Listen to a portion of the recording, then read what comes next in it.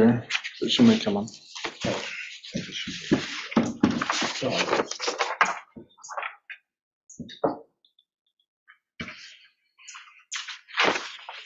Are we being recorded?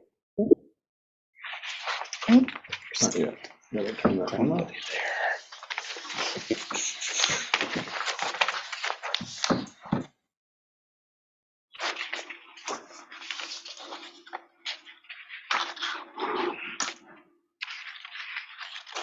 Okay.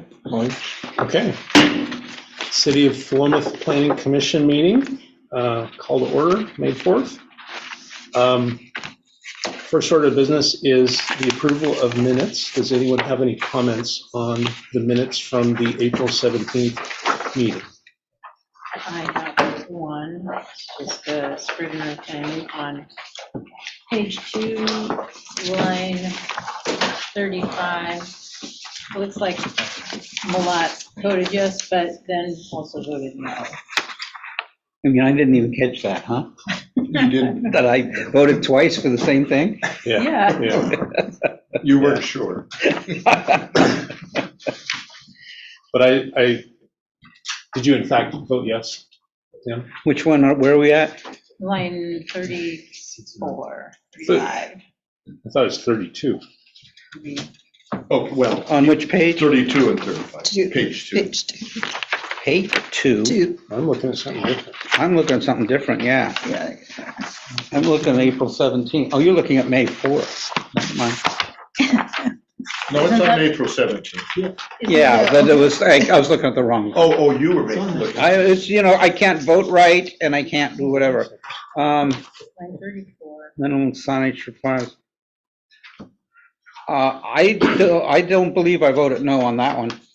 That's probably was cut and pasted from something earlier, Yeah. which I did vote no when everybody else voted yes, So but we not that one. We believe that the vote was 6-0 and there were Yeah. no votes. Yeah. Oh, it even says 6. Yeah. Yeah. All right. Yeah. And I made the motion. Well, you could have changed your mind. Yeah. Sometimes you make the motion just to get the vote. Snap decision. All right. Are there any other comments? I'll move that we approve the April 17th minutes as amended. I second. All in favor? Raise your hand and say aye. It's unanimous. Okay, our next item is the commercial and industrial code language and zone uses. So we have another memorandum from Mr. Depp, our city planner, and some results from people making comments about allowable uses in various zones. And I know we also have some maps to look at, so who wants to lead off? Well, I just want to thank everybody for going through this exercise, turning all this in.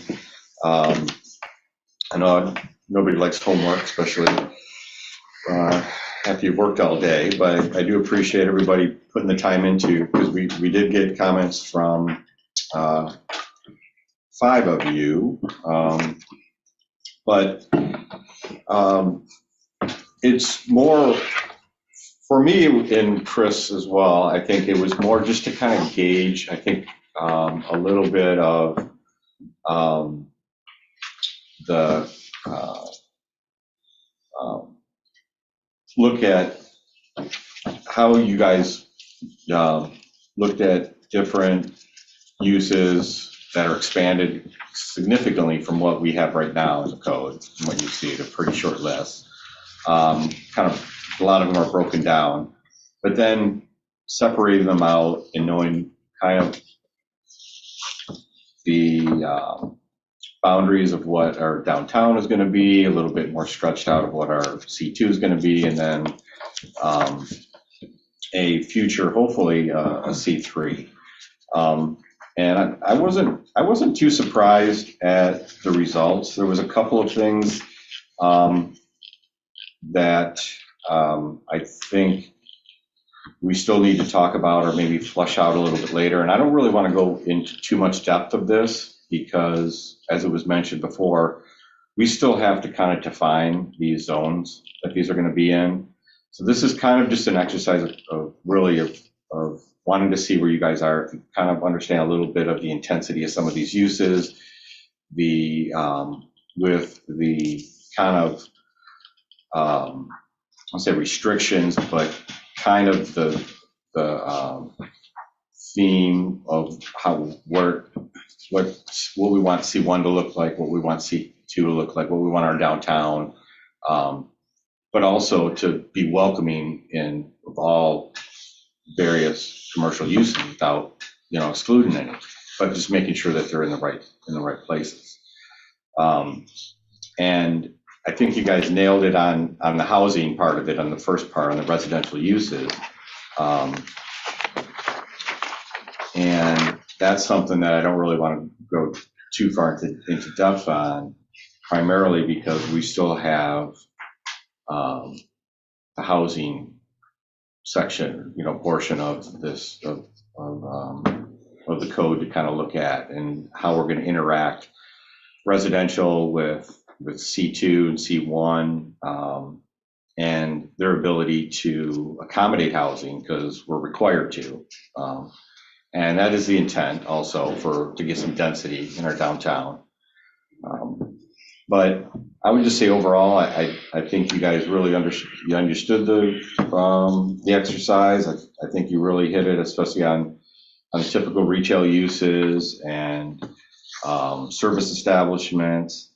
I know there was some difficult ones in there of where to go, especially when we start getting into like healthcare, social assistance and stuff like that. It's kind of like 50-50 of approved or of conditional. And that's going to be kind of actually maybe even a second part of this exercise, is to find out which ones that, kind of agree or get a consensus of what uses will be allowed, but have some conditions attached to them, or be a conditional use, or development standards, and then try to get a consensus around those. I'm not sure, I don't really want to go, like I said, in too much more depth than that, but I still think it's worthy of a conversation if anybody wants to open up and add some comments, or anything that, maybe anything that they feel might be important as we go forward on this. I guess I'll just speak up and say, personally, I'm going to have a hard time having more of an opinion on these topics until we have a map in front of us with some potential zone changes and the zoning regulation language in front of us to kind of figure out what we adjust, whether it's the regulations or the map, and just kind of tune them up together. So I have it's just really hard to say more than we already have. I agree with that, and I think I used conditional a lot because there wasn't, it's like, there are a lot of gray areas there, and so, if we put a little more definition, I think it'll make sense. Yeah, and I'll feel different about the boundaries between the two if we all agree where C1, C2, and C3 are in the city. Once we know where all the C3 is, that might change my idea of what a C3 ought to be, or a C2, or whatever. So. Or what should be there. Right. I think too, also what's going to become an issue when we're looking at these as far as uses and whether they're conditional is the size of the property. There's not a lot of large parcels that are zoned commercial. There's a lot of small. There's so many individual pieces where there's existing business. There's very little vacant property. So you're looking at either somebody buying multiple properties, doing tear down and rebuilds, or just reoccupancies of small businesses. So you don't get some of what you may see or believe that might even be possible in our downtown or our C2, based on just lot size. And it's getting more and more difficult to buy property and consolidate because it's just so expensive now. So, you're still a small town. You still want to accommodate as many different uses so people don't have to travel outside the city. But you want to be able to make sure that, that some of these buildings can accommodate these uses that we're going to allow there so that we can kind of direct, some of the uses, service establishments or whatever into the district that is going to work the best. And then something like C3, which we're going to talk about a little bit more, show a little bit of what we're proposing outside of this downtown area. So, A couple of thoughts. One, I guess, and you may not have meant it the way you said it, but I do think there definitely are places or uses that shouldn't definitely be in some areas that they shouldn't be. So that I don't think should be accommodating, because in that sense, we need to, looking at that map and decide this is the type of businesses we want here and here, and not say, oh, you can put one anywhere, the same thing anywhere. I would be very much against that sort of thing. The other thing it would be is that, now I lost my train of thought, so I'll read. well, I mean, I'll give you one example I saw in here that I knew right away we needed a lot more discussion on this. Yeah. Was a barber shop or a hair salon. And people put it in the C1 approved, the C2 approved, but C3, they said no, almost across the board. And I was like, so a C3, yeah, we've described it as more of a regional type of highway commercial, something that's going to be accessed not only by the citizens here, people passing through, create a little bit larger, big box, strip malls, whatever. And that kind of surprised me. And I was like, well, maybe they don't, a C3 is still a commercial use, but you're going to have a, This is that what you meant? no, maybe it was not that one then. There was one that I saw. I thought it was that, or maybe it was hair salon. Well, that's But it was a good something, it was example. something like that, that it was like, I think you were thinking that C3 was something different than just a general commercial. If you don't disallow that, that's where all the development will happen. You're not going to get any development in the older part of town. Once that goes out there, that'll be the first thing that ever fills up. And if you allow anything that wants to go there, that's where everything will go. And so I'm totally against that sort of thinking about it. We have to protect at least the downtown, even the C2 to some degree, or we're just shooting the current businesses in the foot. And I don't, I think for you to convince me, any of you convince me otherwise, I don't know if you'll be able to, but I mean, I'm just one person too. Yeah. So, the few things that I kept out of C3 was all residential fundamentally. And especially if, and this is kind of where I'd like to get a little gauging, is this is a process we're going through, but what's the bottom line intent? By putting residential and the other items I did not put into that zone was senior facilities and that type of thing, is if we're trying to focus, if our goal is to create a downtown core that is pedestrian, I wouldn't want to put any residential out where it's not commercial pedestrian. That's why I would want the senior citizens type of housing and any residential in the C1 and the C2 in the case of what I put, because those are the people that are going to need to walk. And I don't envision creating a suburb here. I've been involved and lived in and around suburbs all my life. I don't envision this place becoming a suburb. And by putting those things out in a C occupancy, C3 occupancy, you're creating a suburb. You're reinforcing the CAR. I'm not negative CAR either, by any means, because nobody is going to ever be able to live in this town unless sometime in the future all of our zoning is implemented that businesses are actually able to come in to provide the services needed. But this town is going to still have cars. And everybody in this town practically is going to need a car or some sort of transportation. So that's the main reason I would have said not to put that type of item in a C3 environment, because it's based on housing people. But as far as any business is concerned, C3 is fair game as far as I'm concerned for any business that would be listed under commercial. So can I ask, what is our process to get to a map and some code language? What do you specifically mean by code language? Just the way it's written up. Allowed uses. Just Allowed allowed uses, uses zoning. and if they're. Yeah, right now we have a single Standards. page that has the three tables, the Yeah. 3 columns for commercial, the 3 columns for residential, the couple of columns for industrial. Yeah. So I assume we'll have that same sort of a format eventually. So what's our process to get to that format? Are you gonna just propose some language, or are we gonna? Well, we're looking at, through this is slowly? kind of gonna be, Yeah, that's informing it.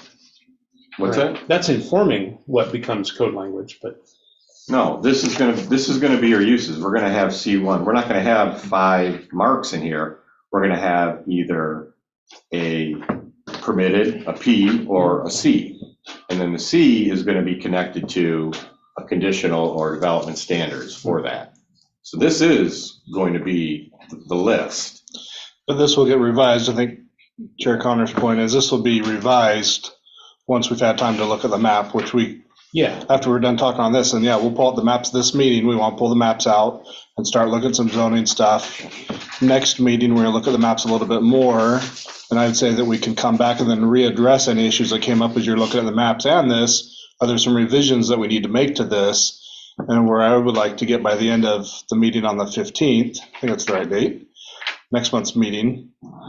No, the regular meeting for May. The regular I think it's the meeting this 15th. month. I think it's the 15th. Yes. So on the 15th, by the end of that meeting, I'd like to have something we can then take out to the public to say, here's the allowed uses we're looking at, here's the zoning map that we've looked at briefly, here's some proposals, and actually start getting some public input and reaching out to property owners and kind of going that route. So On all zoning areas? or commercial just industrial. Commercial. Yeah, industrial? commercial industrial is the focus right now. Where there's some commercial industrial that may get rezoned to residential, or current residential might get rezoned to commercial industrial, those qualify. But for the most part, we're really just focused commercial industrial still, getting through that process before we totally switch over to residential, but we'll follow a similar pattern that we're following for this with the residential uses. So, The other code language I think you might mean is specific to, say, our downtown area, downtown core. Because, the commercial, it's either gonna be permitted or a conditional, approval. Yeah, a question that I asked last meeting was, what's the fundamental difference between C1 and C2? And I think we need to have that in writing to be able to say, how it correlates to a map. It needs to be clear. To me, the difference is a C1, you've got a building right up against the sidewalk, like a traditional downtown core, and a C2 may or may not be that way. Right? Yeah.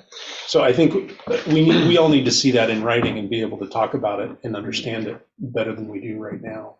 yeah, and the development code right now, when you look at that, so if somebody comes in and we'll just presume it's a piece of virgin soil it's an empty lot, and you're looking at the zoning, say it's C1, empty lot, nothing on it, and you're looking to develop on there. When they're filling out the application to build there, there's a number of criteria that we're looking at, right? Like what's going to be required for your building height, your setbacks, which you just addressed, your parking requirements, your building materials that we just talked about. So there's a whole list of things in there, and they're going to be slightly different for C1 than they are for C2 than they are for C3. So that will be the kind of thinking ahead a little bit, is once we start talking about here's zoning, here's allowed uses, that next step is going to be starting to look at what's currently required C1, C2, C3. We've got some state regulations coming down, as you know, for climate-friendly areas that's going to have an impact. And then we've got some policies within our comprehensive plan that are going to have some impacts there as well. If you remember the commercial specifically, there was some very specific language that got approved in the comprehensive plan that dealt with things that we wanted to see in commercial districts. Right. And so we'll want to make sure that we embody that when we're looking at specific code language. But that's probably a few meetings out still. At least a couple of meetings out to get there. Because I do think we want to start engaging with the public earlier than later in this process, right? So, Yeah, agree. But one more thing I think really needs to be addressed before we take it to the public is an initial idea of what we're doing with the current office residential, in which of that is becoming commercial and which of it is going to residential. Because if we just have a public meeting to talk about commercial and that's the entirety of College Street, yeah, that's a very different meeting than if it's not. Yeah, and I think we'll be there by the end of the meeting on the 15th. And I think we can make some good progress tonight. But are there any other takeaways from just this? Because if not, we can pull maps out and start talking. Well, I Maps a guess little bit. if you're going to want us to decide by the 15th where these things go, then we need to talk about any of them that are where we have differences of opinion. Because otherwise, how do we decide that?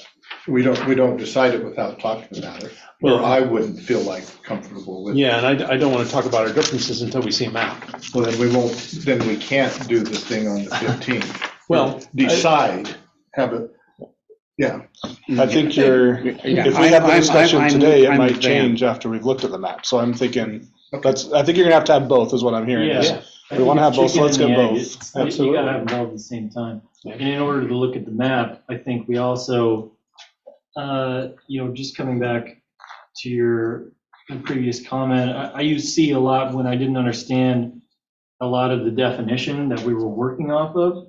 So I think we should make sure we're all on the same page with C1, C2, C3 while taking a look at the map. Right. And maybe that'll change our definitions a little bit. And I understand these will not be the definitions per se, but these are supposed to, kind of enlighten us on how to apply them to C1, C2, C3. Pat, did you have anything to add to the allowed uses portion, or do you want to hand maps out? Yeah, we can go right to the maps. Well, back to my question about the process. Mhm. So the answer is you've got some maps for us to look at tonight. Mhm. And we're going to talk about potential zone changes on that map. And then tonight we can talk more about these after we've looked at the maps, is the idea? I think more specifically, yeah, we'll hand out the maps of current zoning, and I think it'd be good to just talk through some of the current kind of problem areas that we're seeing with the zoning based on what Pat knows and what I know. Mhm. Then we'll give you some proposed zoning that Pat and I have taken kind of a first stab, right? Which is sticking your neck out, but it's like, you got to start somewhere, right? So let's get the draft out there. You gotta do it. Kill the messenger, and then we'll talk about what they presented, right? So we're just gonna put that out there, and that'll start the conversation. Like, I completely disagree, or I'm 100% with you, right? And so we'll do that on what staff's recommending, and let's get through that process. And then what I foresee doing is a little bit of homework again on, we can have some discussion tonight on that, but again, I don't want to be here all night, but let's have some discussion about pros and cons of what staff has recommended.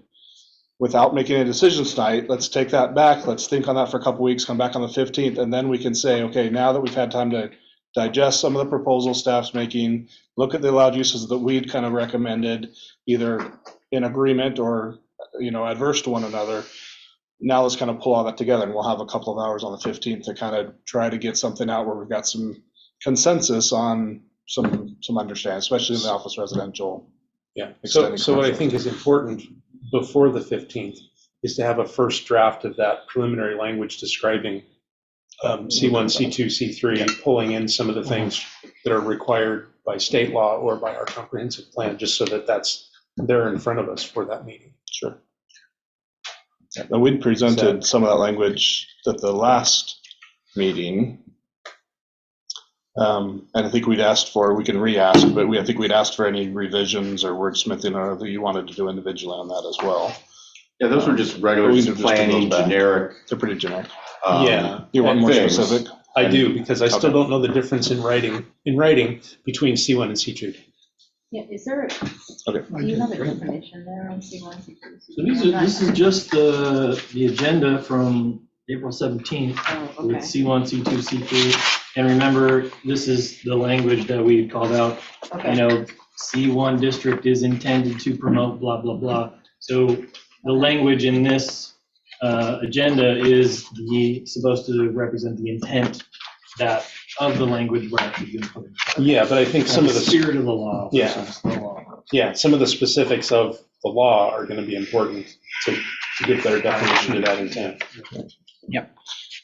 I mean, right now, I understand where you're going, but right now, if somebody walked into my office and said, tell me the difference between C1 and C2, I'm gonna pull up the code, I'm gonna say, well, in C1, here's the setback requirements, in C2, here's the setback requirements.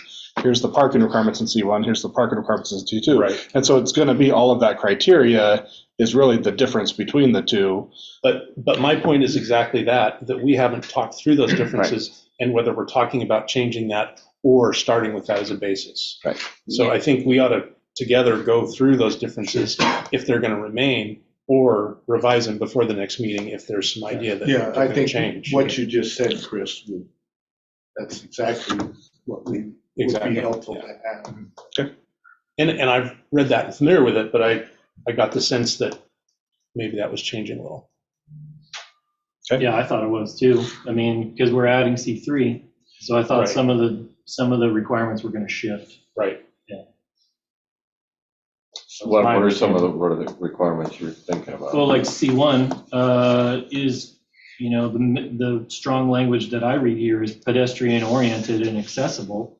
So in my mind, that pushes all the parking out of the area. It's, you know, pedestrian focus, where C3 is, you know, again, strong language, automotive oriented, you know. So more traffic in the C3 versus C1. Doesn't mean there won't be any parking in C1 because there already is going to be, you know, existing parking. But, you know, as far as zoning language, I'm sure that's going to change the C1 definition. Yeah. C1 exists like that. I mean, you guys can It's- read through your zoning codes and you can see that it'll say that parking is not required. Well, And it'll say. Yeah, that's what it says today, but Yeah. the question is, how much of that is changing based on going from 2 to 3 zones? Yeah. And where does C2 fit? Is it closer to C3 or closer to C1? Yeah, I mean, these statements here, I use the term as motherhood and apple pie. This is kind of what we kind of, it's a big bubble, and we're trying to feel that this is really where we want it to go. Yeah. What we need is more definitive language. And maybe you can take what you have for C1 and C2 that's currently in the code, make a wordsmith of those two and saying, this is what I think it's going to be. In other words, and I'm not talking about getting down to brass tacks about, well, you need 3 cars or a car per 100 square foot of retail, or you need 1.25. But just in general terms, start creating the outline that's eventually going to be filled in more detail. If you're talking, as an example, of C1, as Gary brought up, C1 is you have your property, your facade needs to be 0 to 15 feet from the property line. And a C2, it's going to be 15 feet beyond, or it can be whatever, those general type of things. Heights, it's not going to make any difference at this point in time. Number of parking, maybe. But it's the type of things to give us an idea of what's going to happen in that zone. And the thing I'd like to understand really what our intent is as far as is being able to create an environment that can actually grow in the way that we're going to plan it. In other words, looking at the limitations that we're going to be, putting on property owners and that type of thing. And so we need to have that in this initial outline as to what these real limitations are. Through the chair. I gotta say this with all due respect, because when I come here, we've given you a lot of information. We've given you the zoning ordinance, the Main Street plan, the revitalization plan, you have the comp plan, you have the policies. It's all in there. You have to read through that and understand what we want with the downtown core, what we want with C2. It is all in there. And I come to these meetings sometimes not knowing how to explain that to you because I figured it's already, you've done your homework. And that is, and people that like, I know like Josiah and John, Tim, they're new and even Darlene, but like you, so I don't go through that explanation as much as if we wanted to start from fresh and say, all right, what is a C1? What is a C2? Well, but pause right there. I think it would be hugely helpful just to hear from you to say, okay, this language from this line to this line in the current code for C1, that you envision that that's not going to change. And in C2, you envision it's not going to change. I mean, just you saying that right now is news to me. I thought from last week's meeting that you were kind of like starting over for the definition of C1 and C2 and looking at changing some of those things. If that's not the idea, I need to hear that. No, we've done the plans. That's what I'm trying to get at is we have the Main Street plan. There's maps in there that show kind of our downtown core. I'm talking about the language in the code about what the setbacks are. If we're thinking C1 and C2 specifics regarding all those setbacks and development requirements are not changing, just say we're thinking we're going to keep those. That's what I'm asking. That's a fair, and I think generally speaking, there are some specific things that will change, and we can help, kind of pull those out a little bit. But for the most part, our current code is built that the C1 is the downtown core and supposed to be more pedestrian friendly. Yeah. So a lot of that isn't going to be a huge overhaul. There's going to be some minor things. I think as one example, I'd have to double check this, but I think like drive-throughs are still allowed in the C1 as a conditional use. And that may be something we say, yeah, we're just going to pull out even conditional use out of the C1, right? So there's going to be some nuances, some small things. But generally speaking, Pat, correct me, I think it's safe to say that the C1 language, that downtown core, the current intent of the C1 is still going to be the same. I don't think that's changed any. There may just be some nuances. On the C2 will have to be more specific because right now C2 is like everything else that's not C1, right? So C2 is essentially the catch-all. Right. And then your office residential is essentially trying to push the mixed use, which is commercial first floor behind and residential up above, which we are essentially doing with all of commercial is going to become like office residential, right? All of our commercial today allows for, other than C3, right? C1, well, we don't have a C3 right now. All of the commercial zones right now allow for commercial first floor and residential up above. As long as you maintain commercial first floor, you can go up in the C1 or the C2.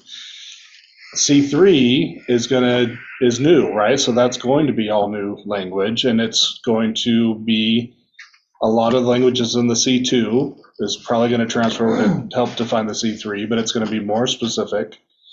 I think part of this chicken egg thing, and part of this is we wanted to see where the commission was at with some of these uses to see where when we say C3 and we kind of give you a vague definition of what the intent of the C3 is, it helps to know what types of businesses you're thinking of going in there when we're starting to think about the types of setbacks, parking requirements, other allowed uses, conditional uses that are going to go in there. So, I mean, honestly, we've not taken that role of developing that code out yet.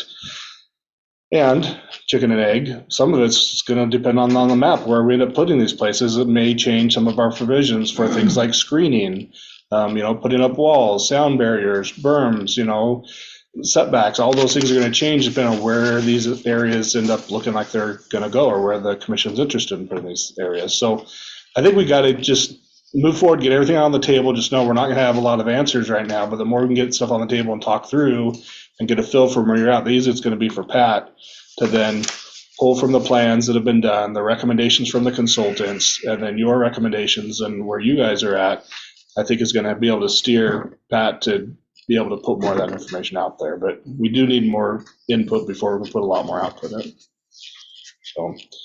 So for now, just go by what is in our code right now for the C1 and 2. For the most part, I would say, yeah. And if you see something in there that you think doesn't quite fit with what you envision for C1, C2, C3, then I put a circle there and make sure that we talk about it at some point. I mean, generally speaking, as I looked at it, is because there's the third, just like you said, that right now C2's the catch-all. Well, it seems like C1 it's going to be a little tighter, and C2 will be a little tighter as far as what can go there. So, I mean, I think if we generally think that way, and I think that's kind of what we were saying in this. I mean, we had some differences of opinion, but I was surprised it was, similar as it was. And I just glanced through 1840, which is the section that we're talking about of our city code. And as far as, I'm not reading anywhere in the written language, other than the table of what use can be in what zone, that there's any different requirements for any of the, whether it's C1 or C2, I don't see any changes in detailed requirements. The setbacks are the same. The heights are the same. Everything right now is the same. If you look at after the allowed uses table, there's a second table that does provide for setbacks and Yeah, I think it other is. things. So there are some distinct differences. There's another table in section 40, 18.40. And I have electronic version of it here. But I don't have it right in front of me, but Well, looking at it, Those Rios. kind of reading it, kind of. yeah, but that it's the same for all the different zones. That's what I'm trying to say. Well, Is within- there's no within the differential. table itself, I'll stop. Hold on, there's Tim. There's some uses that are asterisks that reference other standards that are elsewhere in that part of 1840. And there are enough things with asterisks that there are some distinctions. I There's- see another table. Yeah, but there's no general difference between a C1 and a C2. It's fundamentally what I'm saying. In the document, there's no other than difference. uses. Other than specific uses, Named uses, yeah. which would make sense. You have the Well, there's drive-throughs. parking too. There's no required parking in C1. C2, on certain uses, there is required parking. In C1, no use any use that goes in reoccupies the building. There's no required parking. Off-site parking. But No, the it's language off-street that, parking. the language that we updated here in the last year or so, maybe 2 years, about the development of buildings in C1 with architectural details and siding and all that sort of stuff, was that requiring Building different material setbacks, different setbacks between C1 and C2? No, we didn't address the setbacks. Okay. Can I suggest that I think staff kind of gets the comment being Yes. made that Yeah. maybe you could come back to something even in draft form. Josiah kind of started with that. The what? The code? Yeah, well, not draft, but not even, like, You made the that comment. wasn't the right word, but. I was commenting more on this language from the agenda from April 17th. Because I think that is a great, Place to work from. a great starting point just This for, one? for working sake. We don't, not saying that not having the changes from C1 and C2, the language in the code will also be useful. But what I'm hearing from staff is that at this point, it's probably not worth the time to go through that exercise because it could change so much by the time we get to that point. But it's not clear to me now from this discussion what all is going to change as far as parking. In those definitions, that's not code.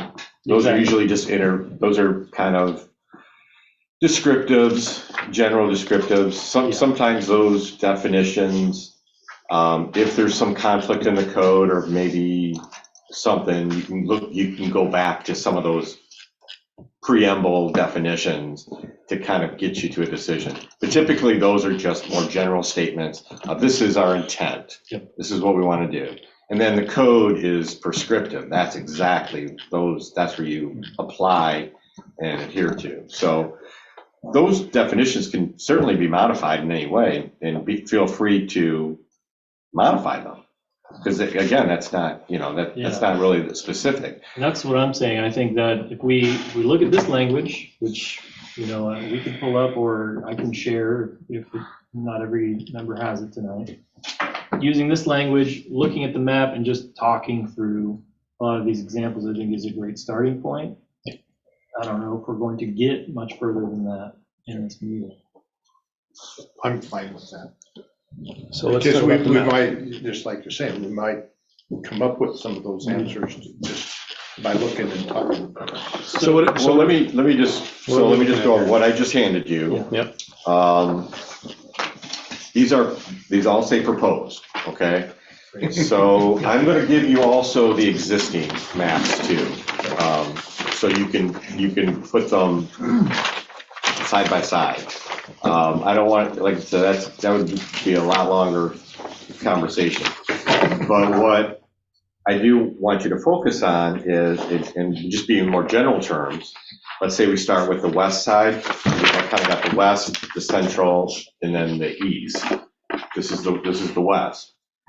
What you're seeing here, a lot of this C2 that's coming along the north side of Applegate, and then even the south side of Applegate, that was all light industrial before. All of the blocked out proposed zone changes? So all of the dark line Yeah. stuff is actual changes. Mhm. And what we're saying is, and we're trying to separate, because right now you got, typically zones are separated through, they're not all intermingled in each other unless they're all residential or they're all industrial. But when you start, what you have here is you have a lot of, we had a lot of just industrial, and I think some of it, actually the master plan, the comprehensive plan before, talked about converting a lot of these to commercial from industrial. So what we're doing is, since we're kind of doing, maybe a larger swath of area of properties, we're looking at kind of changing these out now. The one thing I do want to mention is most cities have two maps. You have a zoning map and you got a comprehensive map. Zoning map is what is allowed, is the zoning today. It's what you're allowed to do in that zone. Comprehensive plan map is more that future roadmap where the city wants the development or the zoning to change, to evolve, to grow. And the city right now, the city of Philomath, has combined those two. So we don't have that. So some of these, if we decide not to change them now, we could still say in the future, we could say this, if we don't get to that point where we're saying these properties we're going to change from industrial right now, but our comprehensive plan map, the future map, is going to say, yeah, this could be the comprehensive map. That's the existing map. This is where we want it to go. So the zoning change would happen is if somebody says, I want to put a commercial use here. Well, you're zoned industrial. You have to go through a zoning, a comprehensive plan map amendment to be able to do a commercial use in an industrial zone. Or we can kind of jump that gun and say, if we can get it, let's change it now. And there might be, and the reason why I'm kind of throwing it both ways right to start this is that's something that I want you to look at. What should we do now? And what may be worth, or maybe it's something we don't agree on, we can put as a future map change. This is what we want to do now to kind of adapt to this downtown streetscape revitalization plan that we've got going, where we want to have our downtown core, and what we can kind of let evolve naturally. And when I say evolve naturally, again, is have a comprehensive plan. This is where we want it to go. Don't have to address that zoning right now. So, but the 3 maps that I've given you, and I'll give you the existing. Every one that has this dark black line has changed from something else. And I'll tell you right now, most all of this C2 is these little intermittent ones. They were all industrial. And I've got the existing on the screen, so you can kind of compare the screen to You can what's see in the front brown. of you. Yeah. The So the brown is is the light industrial. light So industrial. I have a question right off the bat. Okay. Any of these changes that you have on the maps you just handed out, is there any conflicts with the rezone and your comment earlier about having issues with lot sizes or any other issues where if the owner of these properties would want to rezone these, they would have to come to the commission and get a variance? In other words, are all of these blocked out changes, do they fit the current code? Or is there any issues with rezoning these where they don't meet the current code? Well, I think both.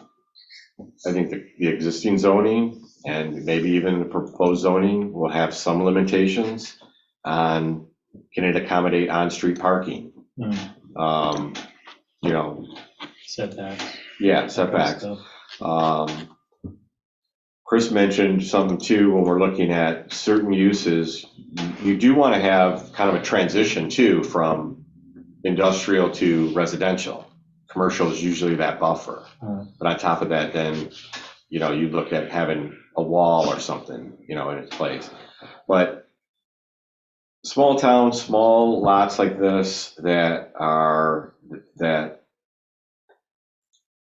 they all have a certain building. To do something significant, yeah, you would have to consolidate, buy a few, tear down, rebuild something, and then you have to meet the current code.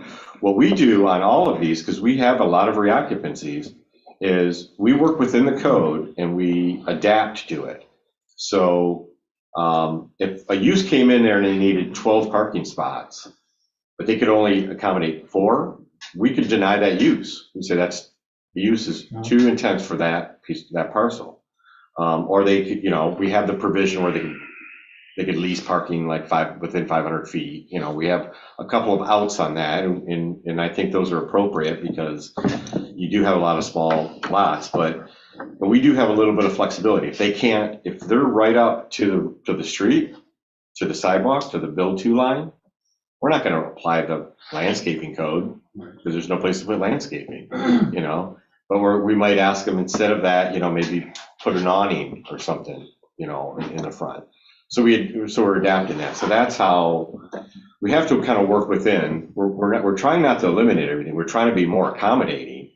But in this case, this is more practical to have your commercial next to your commercial, not industrial, commercial, and, you know, Yep. we want to have kind of a more continuity here. Totally understand. So Yeah. what I hear you saying is that some flexibility was used in these rezonings.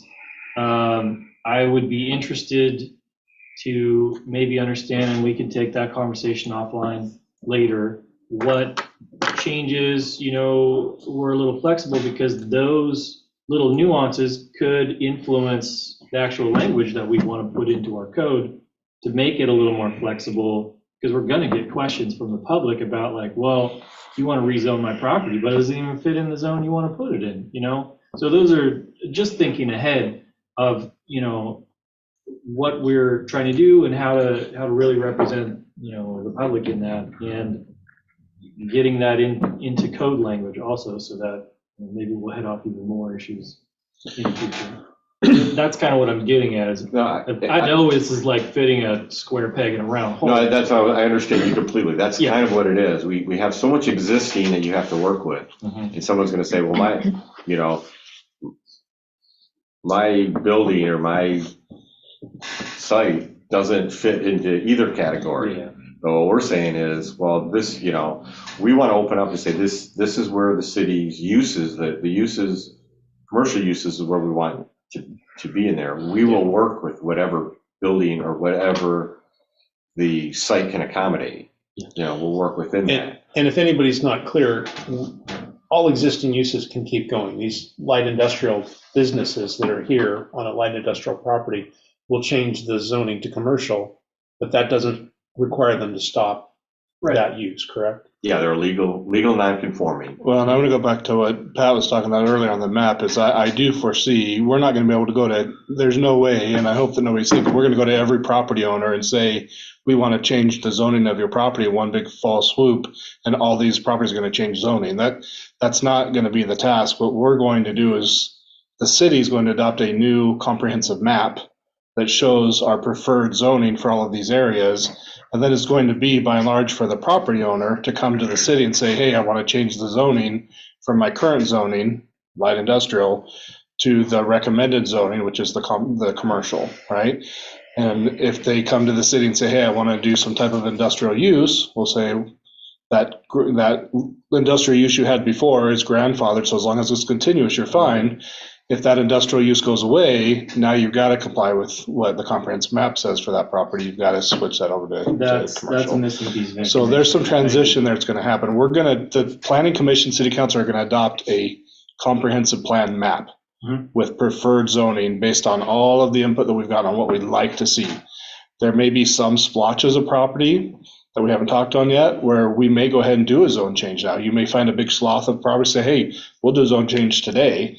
And we may go ahead and do that as a city to just incorporate that whole area. If we're gonna eliminate DOR, Right. we'll make that change now. But like all of these industrial uses, they'll be part of the comprehensive plan map. We're not gonna go and just change this tile place to a commercial property, say you're non-conforming. Because even non-conforming has some legal implications to it. Because with a non-conforming, you can maintain that use, but you can't expand it. So we don't want to have that being a taking for that person, but we want to say in the future, yeah, we'd like you, the city has made a decision, we want you to be commercial. And it's not if they discontinue it. I mean, they can, as long as it's industrial, they can always operate as industrial. Yeah. We Can I- can't can I I make- think we have Commissioner Hunsaker and then Milan. Well, now I'm totally confused. We're not even talking about changing these? On the comprehensive plan, yes. Yeah. No, I mean, on that map. On our zoning map, we're not gonna change them? Not gonna rezone, you mean? We're not gonna rezone them? I heard to not necessarily. this versus that? I heard not necessarily. Yes. Not in one, like, what, I thought that's the whole purpose of doing this. You're not going to get every property owner that owns property in Paloma to agree to what the people in this room and the city council says that their property should be. Oh, I know that, but that's beside the point. Well, no, that's the exact point, is because if you're not going to get everybody to agree to a zone map change for the entire city, the only alternative is to do a comprehensive map change. So my only experience with this is when we changed the map, we changed everything that we wanted to move. We didn't ask each person, is this okay if we do this? Is this okay with this? And like I say, I'm just hearing this for the first time, that we're not gonna maybe change nothing. well, it's because Maybe.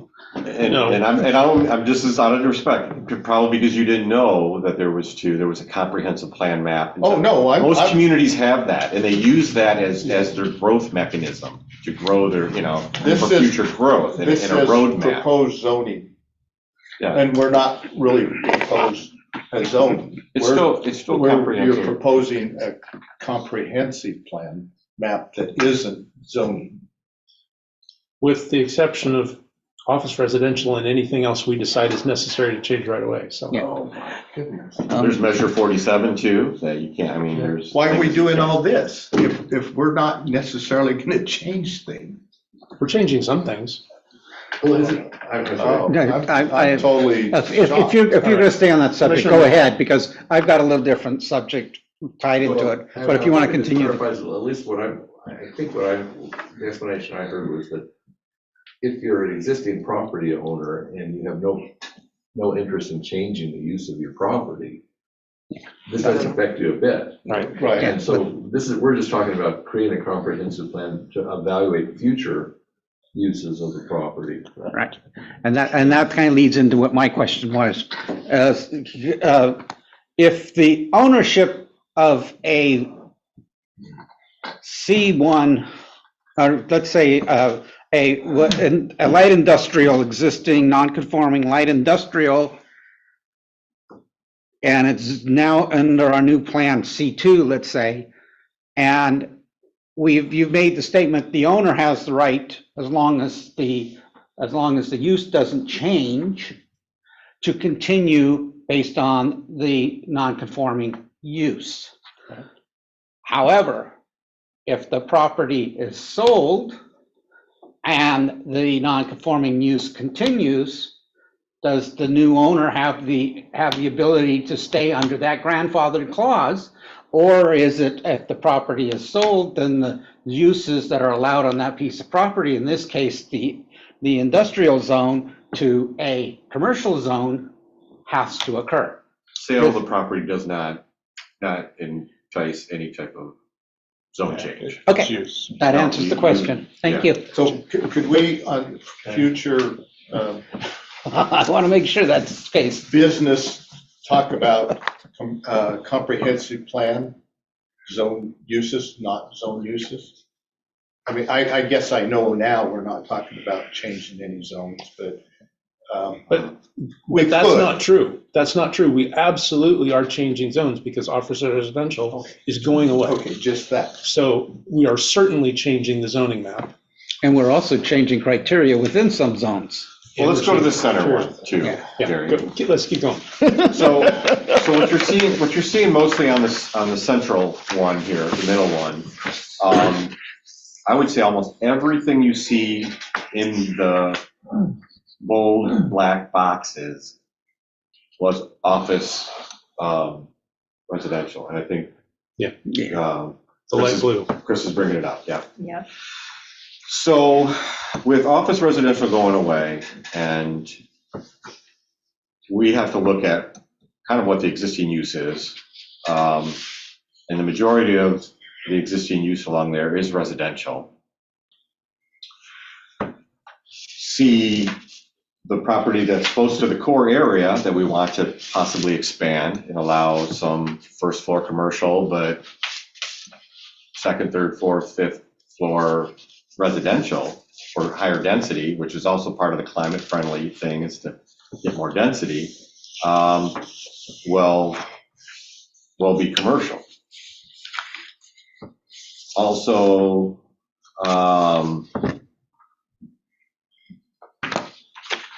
the office residential right now where Oak Springs is, on the corner of College and 19th, that's office residential. I don't want to go too far into this, but we're looking at separating out kind of, instead of having 3 residential districts for single family homes, back it down to 2, R1 and R2. And the reason for that primarily is because there's not much difference between R2 and R3 as far as the lots that go throughout this town. They're all 6,000 square feet or less. So that change won't be that significant. But with R3, part of what came out in the housing needs analysis was we need more R3, more dense, the ability for higher density multifamily housing.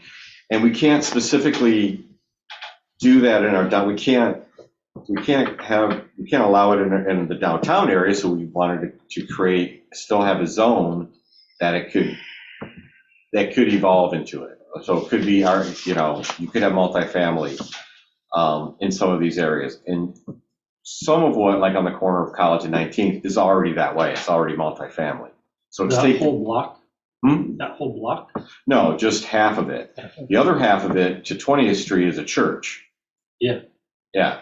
And a big open field there. And that field's just full of wetlands, unfortunately. Yeah. There's also these 2 areas right here that are that are heavy industrial that we actually had on the map and I think it just got missed again when we transferred. Both of these property owners are interested in doing multifamily. Yeah, this is an, Is you know that the names. wetlands? Hmm? Is that wetlands? Yeah, there's a lot of wetlands on those properties, wetlands, and there's, I think, some slope issues too as well. So which two properties? It's that one and that one there you're talking about? Yeah. Just the heavy industrial one? Yeah, Currently have and industrial. then right to the north is the RV park, and to the south is the storage. But anyways, as Gary was saying, But all that, what you're just pointed in, is the RV park and the storage. yeah, All that is. yep, What you're talking about is on the other side of the railroad tracks. No, No, those two lots there aren't part of the RV. so Storage is to the east and the RV is to the north. my thought is There's actually that 3 lots everything that there. would be accessed I'll off show you of on that. 20th, north of College, could be made R3. So there's That dark There's- purple. is There's what he's- one more piece of, there's one more about 1 acre property that's off of 20th. And then there's the 2 heavy industrials between 20th and Newton Creek. The RV park is, The RV park is further north. Well, then maybe we also need to have some discussion about how we're going to change code language about R1, R2, R3. Because it was my understanding from previous meetings that churches and other assemblies like this would not be part of residential zoning, would be part of commercial zoning. Well, that's something that will be discussed. churches are usually associated with residential, so. Okay. So, and that's kind of one, right, that's this right here, this Baptist Church. Yep. Is OR right now, which is essentially commercial, but churches were allowed. Changing that to R2, so it'll be like a permitted use in an R2. But Chris and I just found this out the other day, said that they may be interested in doing something with the front of their property. Which church? Is it Baptist? Oh, No, it's Methodist. Methodist. That's the Methodist. All right, sorry. The one by the college. The one by the college. Yeah. Yeah. So on 12th and Main. Having the front part of their property, allowing something different there, so. well, and that wasn't me saying that. That was coming from the Main Street plan, I believe. Oh, was it? Oh, I thought you Yeah. said they were interested. Yeah, there's something in there about that. And again, this would be something that this whole property, because we're changing it from OR, may go to all of R2, but we could have this portion of the C1 commercial being part of the comprehensive plan map for the future.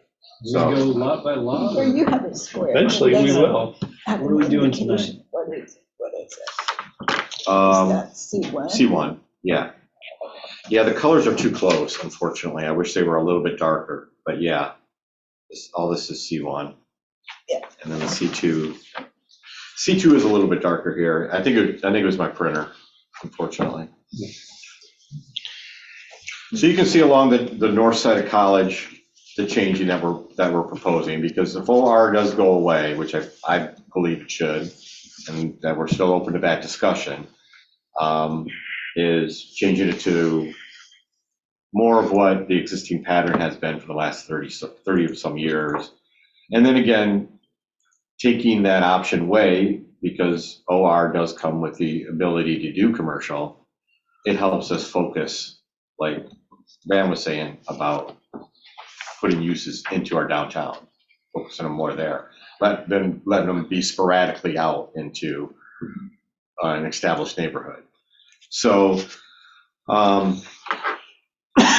but not everything is going to go to R2 or R3. It could go to R1. It could go commercial. And in fact, all of this down here is OR. If you look on the map, you can see it kind of there between Main and College. This right here is OR, and we're proposing that to go commercial. So I noticed that there's a lot of, I wouldn't say a lot, there is in non-insignificant number of blocked changes that are being rezoned C1 or C2 that are definitely residential today. But they're not going to be changed. unless the property. No, they are going to be changed. This is What the is part the- we're talking about. They are OR today, so they have to be changed to something. Either they're going commercial or they're going residential. Even just down the street from here, you've got houses in between. Yeah. Commercial plots that are, people are living there, have lived there for years. Now, But that- I'm confused again then, because I was just told, I thought I was told that none of this is actually going to change, other than the OR, That's what we're talking about. and unless the person wants to change it. So Which way is it? They're OR right now. Not on Main Street. Yeah, they are. Where's the current one? It says OR is. Well, Well, OR is there's the light. map. You go to the left Yeah, a little. the OR is the Go closer. light blue. Yeah. Along Main Street, that blue, right, is, It's staying blue, it's staying C2. But if you go to Applegate, there's a whole bunch of light blue on Applegate too, down to the left. I'm getting confused by the different shades of blue.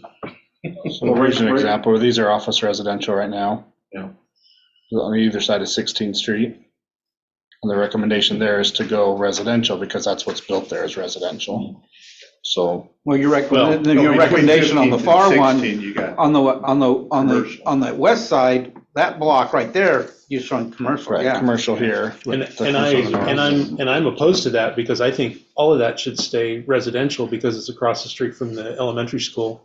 And I don't think we should do anything zone-wise that would bring more traffic And to the there's, front of the school. and the main thoroughfare provides no real access to those lots, the Right. way that thoroughfare goes through there. Right. So, yeah, if there was a change to Pat's draft, that's one I would go along with as well. And that's good feedback. So let's keep going east. I heard a comment about what we're trying to get to tonight. This is what we're trying to get tonight, is just go through what staff's putting out there as a first proposal and, have some initial conversations about it, kind of circling on that in front of, 16th and Applegate.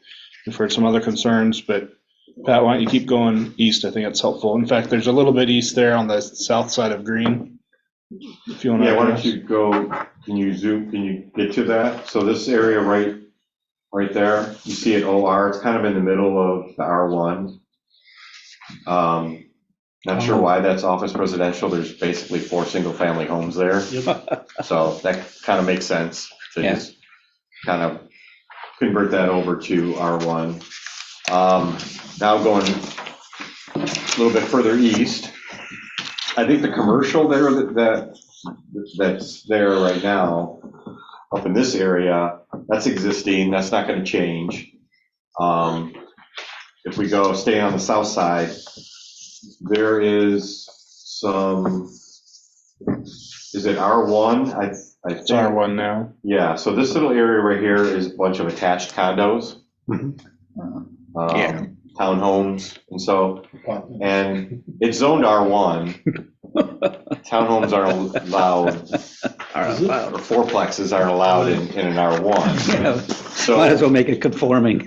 So we're just, in this particular case, I think those will probably stay, they're pretty established and that's a good part. So that was just taking it from R1 to R2. It actually makes them more conforming, they can probably do more with their property than if it stayed R1, which has the restrictions associated with it. Okay, so then going to the north side, there's your C3. The size or the depth of it, let's just say the depth of it is 600 feet approximately. And that comes from basically taking the measurements of the Buy Mart and the Safeway, and where the Dollar Tree is down there past 53rd. That depth of that kind of size, more regional style, commercial. Still uses that are allowed in the C2 are still there, but it's just. So is there a reason that staff selected C3 for this chunk instead of keeping it, or going to like a light industrial? Well, it's industrial park, so I mean, kind of light industrial park are the same thing. There's nothing there right now, right? Right. There's a couple of Yeah. kind of commercial businesses back that road in the IP zone. Well, part of it too, and I think where the origin of this came is, and me and Chris have talked about this, and I've been pushing this for a long time. I don't think I convinced, or I don't think I talked Chris into anything. I think he understands. Going back to what I said earlier, we have a certain amount of commercial property, and a lot of it is very small parcel, I see. already kind of having something there. The difficulty for consolidation, it really is. It cost gets out of hand. So creating some scenarios where, and the owner of this he's on board. He's had this idea for a while. I mean, if he was smart, he would probably subdivide this up into multiple things to sell to different people. And if somebody wanted to buy 2 or 3 or a specific amount, depending on what kind of development they want to, they would fit in there. But yeah, with the existing kind of nature of Philomath's commercial in the downtown area, Main Street and Applegate, it's very small lots. And we want to keep them. I mean, we're proud that they're there. We're happy that they have businesses and they're doing well. But they're not likely to sell anytime soon, you know. So now you take some of these uses that may help spur growth or may help the city of Philomath, or just people stay local, you know. You're not driving into Corvallis for certain uses. So you've had some weigh in from the owner of this property, and I'm just curious, like, why this chunk? And I can kind of see now. I mean, Chris has got it on the screen. That's already a tax lot, I assume. It's not. No, It's That's not? just a shape file for the zone. Okay, so it's just kind of a random Concept. shape. Yeah. So, okay, But we can See do that right with there now. with our comprehensive. That's it plan. now. yeah. So, See, now it's, yes, no, I get it. I'm just curious, you know, why we didn't extend the whole frontage of Main Street to be C3. I don't know if that's, you know, that's why I was asking if you talked to the owner, if they have plans or if there's something already going in there. But also curious, something you see on this map, your map, Chris, is the north side of the shape kind of overlays some of those existing businesses back there. So that's, you know, another thing to consider in this exercise. But maybe we're not getting into that much detail on that. They will be Good question. C3 commercial. Yeah, so we've had some conversations, and again, we'll have more public engagement with these, but we have had some conversations with some of these property owners that are interested in a conversion to C3 or commercial use. So tell me why you've got C3 on some property outside the city limits? On the far The far. east end. that would be for a comprehensive plan map So in the future. say this is, As if this comes in or annexed into the city, it comes in as a C3 Okay. rather than. Yeah, I mean, yeah, that makes sense. I don't have our comp plan map toggled, but outside of the city limits with an urban growth boundary, we do have a more extensive comprehensive plan, which is more what we're talking. It's if these properties get annexed, this is the zoning that we foresee them having when they do come in. And so we do have a comp plan map. It's just that inside city limits, it is an exact reflection of the zoning map. Okay. But the comprehensive plan map does include areas outside of the city limits, and what it will be, again, so what we'll be doing is amending the comprehensive plan map. It's going to include areas inside their growth boundary, some of which are inside city, some of which are outside the city. So speaking on the map real quick, and while you're digesting some of that, I've sent everybody a link to this map that's online. So let me show you. I recognize some people probably use some GIS maps and some people probably have not. So when you first come into this site, it's probably going to look more like this. I think it might only be a duplex. Yeah. It'll probably look like this. In fact, it'll probably look like that when you first get into it. It might come into actual city limits. So when you first come in, that's what it'll look like. I don't know about that. Click on the link, it'll bring you there. Your main button to toggle between the different, what they consider layers, if you think of different sheets of paper that you're putting one on top of the other, each layer is going to have different information on it. Excuse me. So the layers button is up here. It's the second one, kind of looks like a stack of paper or a stack of layers. So city limits is one. So for example, if I untoggle that, you see the city limits disappear. So that layer just has the current city limits on it, and you can turn it on or off. Tax lots, all the individual tax lots, it's going to give you, see all the lines come on there. So if you want to see individual tax lots, It's a single family. you can toggle those on or off. Yeah. I'm going to leave them off for just a minute because I'll show you why. You want to see addresses, this will bring up. Nothing when you just do that small, but when you come and zoom in more, it puts all the address numbers on there. Come off. I'm not going to do blow off valves. The urban growth boundaries on there. So there's quite a bit of information here. I will show you specific to what we're looking at. This is the proposed zoning change outline.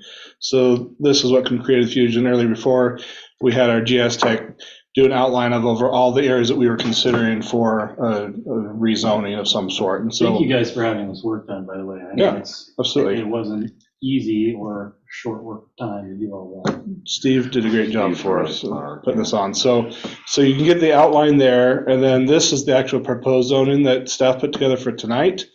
So when you look at that, that's what's actual. So again, we'll just come out to the east since that was sort of bigger shape files and easier to see. So you can see those, and then you can also see current zoning as of today. And now you're going to see both layers. So you see the color changed a little bit. So the best thing to kind of switch between the two is if you keep the current zoning on, zoning as of November 2021, that was the last update, major update.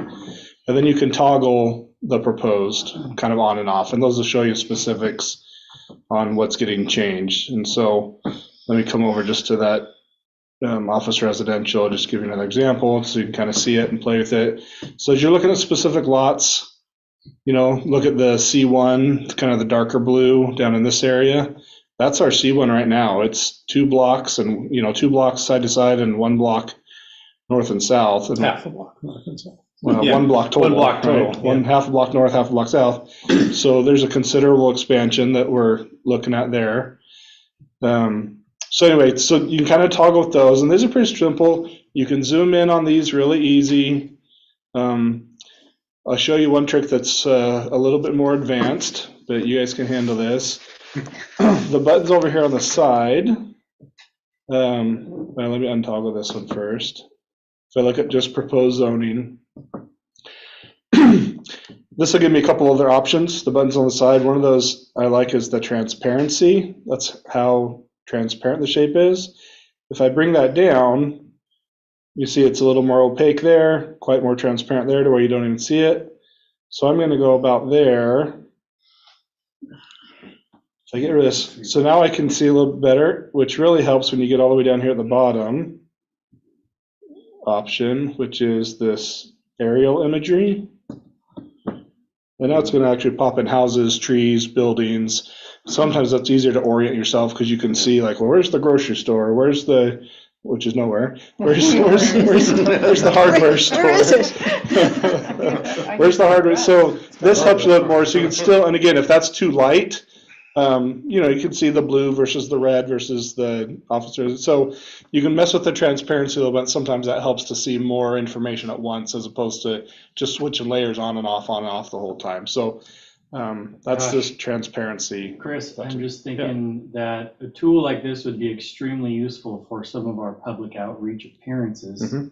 If we had a screen where we could show people that walk up to the booth Yep. exactly where their house is and what the intended change is, or any other property they're Yeah, interested in. and this is available to everybody, so this is a public-facing site. So again, you'll have it to kind of play with, get familiar a little bit as you're doing investigating, look at your house, right? And, what's the proposed uses near me? And but no, that's exactly the point, is to make this available, have it so, it's pretty clearly defined. GIS isn't overly complicated to use. I mean, those public facing side of a GIS is pretty straightforward. If you've used Google Maps and others, it's not that different. You can zoom in, zoom out type of thing. But there are some kind of nice features on the side for toggling on and off. If you want to know where the light poles are in town are, you can do those. If you want to look for, I'll just show you a couple of next to the layers button. If you want to look at where all the sewer lines are in town, those options are there as well, where all the water hydrants are, storm lines. The other thing I'll show you that's really quick, I'll show you two more tools on here. The ruler is a measurement tool, and you can either measure by area, like how big is a city block, if I wanted to know how much space about this was. You can do it by acres, you can do it by square feet, square yards. It'll do the calculation for you. So that's kind of a nice tool for area. And then of course you can do linear as well. If you want to know, how much space are we talking about between 16th Street to 19th Street, 1,800 feet, right? So there's some good tools on here that you can use to play with and kind of have some fun with. I went to the county. If you get frustrated with this, feel free to call Pat. He's a pro on GIS mapping. But again, you'll have this that you can kind of play with. The last thing I'll show you, it's a little bit cumbersome, but it does kind of work as if you're, let me put on our proposed zoning. I'm gonna get rid of proposed. I'm gonna go with our regular zoning. Here's regular zoning.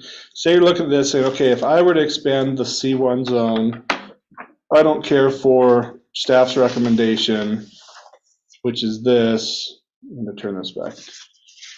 Get my transparency back down.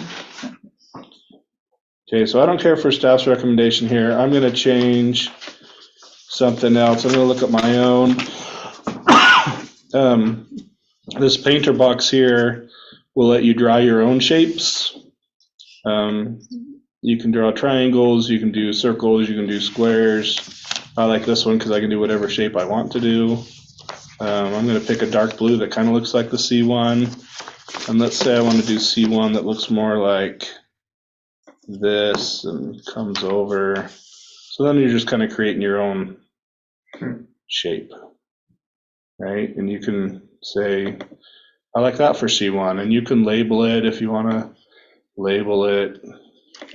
So where does it say that? C1. I mean, Well, so this is the problem. It doesn't, right? So this isn't like creating your own layer. This is just a very rudimentary to do things just to kind of think about.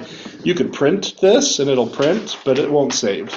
And even worse is if you do another shape and then you want to go back and change the first one, you have to delete everything to get back there. So it's not, this isn't overly user friendly. It's not like building something on a Word document where you can build it, build something else, go back and change it or delete it, whatever. It's a little more limited. But if you're just looking at one specific area for a one-time use, Gary, that kind of help you. So, Chris. so that is this. Any questions on what I've shown you so far? I know it's a lot, especially if you've done it, but it's pretty intuitive. You can find the layers button and just toggle things on and off. I think there's a lot of information here for you. You've got the paper maps as well, just handed out. The current zoning. So you got current zoning, you got proposed zoning.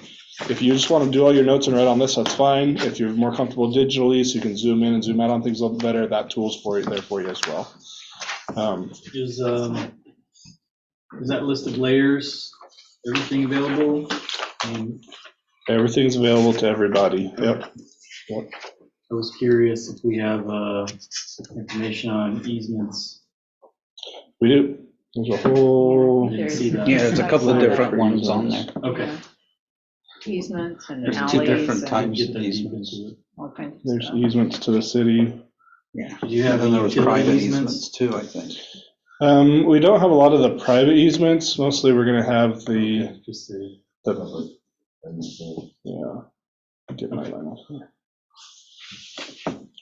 So yeah, it'll show public easements, mostly where we have infrastructure.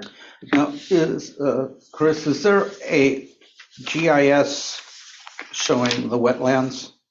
There is, that's a layer on here as well. It is, so it is accurate, and the wetlands is based on, This is the city's local wetland inventory that was done in 1996. okay, so that's the 1996 wetlands inventory at Yep. that point in But time. a current delineation would be more, Will be helpful. will be different. Yeah. Well, okay, what you're telling me, the definition has changed, Not just that, but the level of investigation has changed. on an actual wetland delineation would be greater than what was used to produce that. So you're gonna have more, this is not gonna Right. show all the wetlands. Wetlands is gonna be expanded from this, Or reduced. or reduced, okay. It's a broad brush. It's also have the FEMA 100-year floodplain, which is what's Okay. showing here now. So yeah, there's quite a bit of information here. Okay. City facilities are loaded, so have some fun with it. Do a little bit of work with it, kind of educate yourself, but I get educated a lot quicker when I'm playing and having fun, so have some fun with it. And obviously, like I said before, ask any questions if you kind of get stuck or if there's something else on there, you're just not sure how to do it. I've gotten pretty proficient. Pat's really good on this, so happy to kind of help you walk through that as well. And I'm We sorry, how do appreciate you, that. I think how do you that's get to awesome. that? I sent everybody a link Oh, you said. to it. I don't know if you're on my planning commission listserv or my So- distribution. You don't I'll rate send it to you. through. So for anybody listening to this Yes, recording, wow. you don't have to get to it. Actually, I just mentioned that to Pat. I don't think we have a link to it on the website currently, but we'll put it in the planning website somewhere. We'll get a link to it. We should have it available for folks. And let's bring these maps back with us, mark them up, feel free to mark them up, bring them back with us every meeting as we go forward. If you do want the PDFs of these, just let me know. I'll email you a PDF. Or I'll print them off if you want to swing by and pick another copy up, so. So I recognize that we don't want to get into the nitty-gritty lot by lot tonight, but I would like to ask some questions about what here was chosen, just so we can just go a little bit further on formulating the reasoning and the differentiation. So I see on the far east end between the beginning of the far west end, beginning of couplet to 7th, that's Talking about C2. the proposed. Yeah, the proposed is C2. So I'm curious why you put that as C2 rather than C3. Was there a It's thought to currently that? C2. Just because it's currently It's C2? currently C2, yeah. I thought about putting it. Okay, as so C3. it's a consideration. Yeah, I did. I didn't change that. What do you mean it's currently C2? Like the zoning is C2 right now? I think I'm sure it's not light industrial. No, he's talking about It's C2. where It's C2. Nectar Creek is, Oh, here, sorry, I thought you were here. No. My bad. Yeah. Nectar Creek was. yeah. Well, it's So yeah, I guess the question would be, So, is there a reason it wasn't changed to C3? But No, it could be, I think that's a good question. I think that or the lot next to it, I think both of those could be as Or- C3. or everything between 7th and the beginning. Yeah, We got this big area right here that's currently R3, Right. and it's right next to the mill. And the mill owns that property. So we propose that it probably will not ever be developed as R3. So our proposal was to take it to light industrial just to match it up. we know we're That- that losing some makes- industrial land on the far east end of town. That makes sense. And so we are going to need that industrial land. Yep. The mill's expressed an interest of doing something there, even if it's some additional storage or something, but I don't see them. They bought that land because there was whisperings about some residential development of some sort going in there, which they don't want right next to their mill because that drives complaints. So they bought the land with every intention to never have residential there. It doesn't make sense for us to keep that on our zoning map as future, or our comprehensive plan map as future high density residential, so. Yep.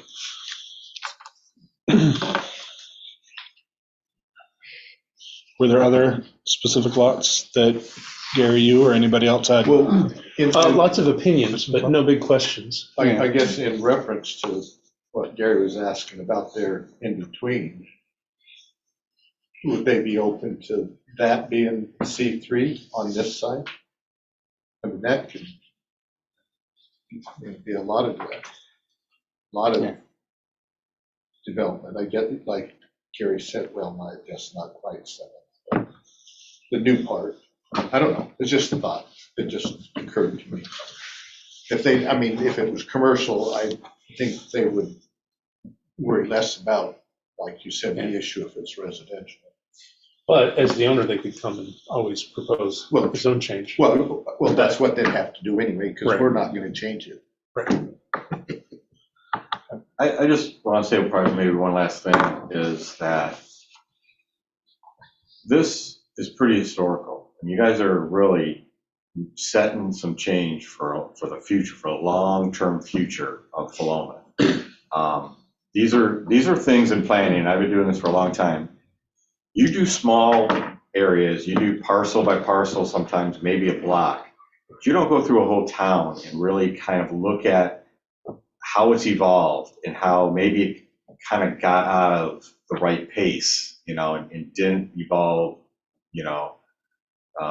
logically. Maybe it got a little more sporadic.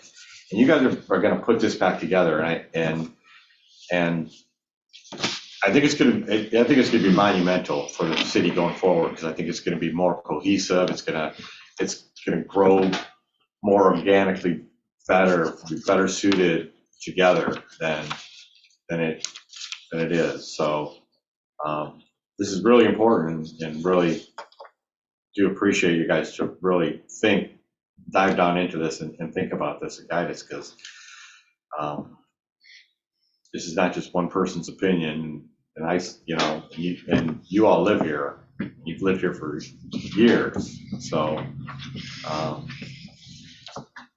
It is comprehensive, but the fact that we're not gonna change most of it means that people can still do what they want with it within the current zoning, which in many cases isn't what we want them to do. So. Well, you'll be changing that future. You'll be changing that roadmap of where they will be going. No, well, but they'll still be able to do what they want based on the current map. But we can still choose But to no, make, we can choose to change the zoning if we want. We just don't have to. I heard we weren't going to. I heard we don't have to. We don't have to. There's an opportunity if you get a swath of property owners that all say we want to change our zoning, and the city is willing to do that as part of this conversion process, and, we can go through 20 different zone change applications, or we can do one that the city's going to take the lead on. In that case, I think that you'd make the argument that the city would entertain the opportunity to do a bunch of zone changes all at once while this was done, but. So what is the process of getting rid of the office residential, knowing that every single one of those properties is going to change zoning? The zoning I think that's just a mistake. overlay can change. I don't On those, we'll have to get Well, we're residential not buy-in on choosing, those. because we We'll have to weren't get the really residents to getting buy in into- on it. We will. Residential. Not for the comp plan, but for actual zoning, we will. So you may have that underlying office residential, we may just reclassify it as just a commercial. It may stay on the current zoning map if office residential, but the comprehensive plan, it won't exist anymore.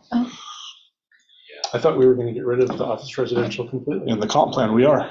I thought we were getting rid of it in the zoning. I heard you say that even tonight. Yeah, If the property owners want to, then we can, but you can't Yeah, force a it's all property ours to change here. their zoning. okay, Yeah, so we're we not didn't supposed to. change it. Who said you can't? Yeah, You you you said do it all, it's done all the time. You may not want to politically, but the city can. And if they don't want it, they could do a. Yeah, there's several different legal things that start coming into play. Pat mentioned Measure 47. We don't want to be doing a taking and having to pay the difference, right? There's a financial consideration to make at that point. There's several different considerations to make a point. Again, that's part of why I started this. I really think the focus needs to be on updating the comprehensive plan map, where there's opportunities to change the zoning. I think we take advantage of those as much as we can, But the focus of this exercise, it's a long-term vision for what the comprehensive plan is going to look like. Well, what the comprehensive plan is going to look like now, which is a long-term vision of what the city is going to grow and develop into. But this is not going to be a quick, How's- everything changed on a dime. How is the process. city going to grow into that in the future if the city doesn't want to do the zone changes? It'll be driven by development, how development comes in and how they want to do it. So you're saying when the property changes hands? No, When new Purchase. development takes place, When- when the property owner wants to develop their land differently than what it is. So, well, like I said, they'll be able to develop it like it is, the zoning is today, into perpetuity. So let's give an example of something. Let's say in an OR right now, you actually have a business. And the building they're in is a house. And we're not going to change it. The owner's going to change the same, but they want to flatten that house and they want to put up more of an office type building. Based on what you're saying, that owner can do that. I mean, if you want to Yeah, flatten That's it, what the office residential says I right mean, now. they can do that now in the office residential. I understand. Yeah. But if we were to change it even, he still couldn't do that. well, if you only change the comprehensive plan. No, I understand the comprehensive, I'm talking about actually changing the zoning, Oh, yeah. Yeah. Depends on what zone you change it to. the residential. You can't do that. Because it wouldn't be in compliance with the comprehensive plan. Okay. Yeah, so it's allowed uses will continue to be allowed uses. Non-conforming uses will continue just as they do now. We are looking at some language for commercial, residential use in the commercial zones and what can trigger the requirement to lose that residential. But again, there's a lot of laws that dictate that because it's America, we have property rights, right? And so from the government, from a personal, private party citizen standpoint, the law is very protective of your rights to do with your property what you were entitled to do with your property when you bought the property. So when we're all said and done, what sounds like we're saying is we're changing the comprehensive plan. And the actual zoning map will probably not change unless there's an area of owners that are willing to change their particular lot. We'll leave it at that, but let's just say that. And fundamentally, the actual written sections of the city code are not going to change. The OR is still going to be there in that document because OR is continuing as a zone.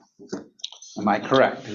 That's my understanding today, yes. That could change as we go through the process because I've never looked at an entire city and done a large comprehensive Okay. reset like we're doing either. So, but as my understanding is now is those residences within the commercial district are going to continue to allow to be residences, even if we get rid of that commercial office residential. But they're going to be allowed as a non-conforming use, or are they going to be allowed by zoning? I don't think we can force their zoning to change. Well, but right now, there are houses on College Street Mhm. with property that they would like to build additional residences on. They're not allowed to right now. Right, So after this process, they're still not going to be allowed to. unless they change their zoning to, if they gets overlaid with, if the comprehensive plan is for R2, but they're currently zoned office residential, if they want to partition their land or change their house into a duplex, office residential doesn't allow them to do that. So they will have to apply for a zone change.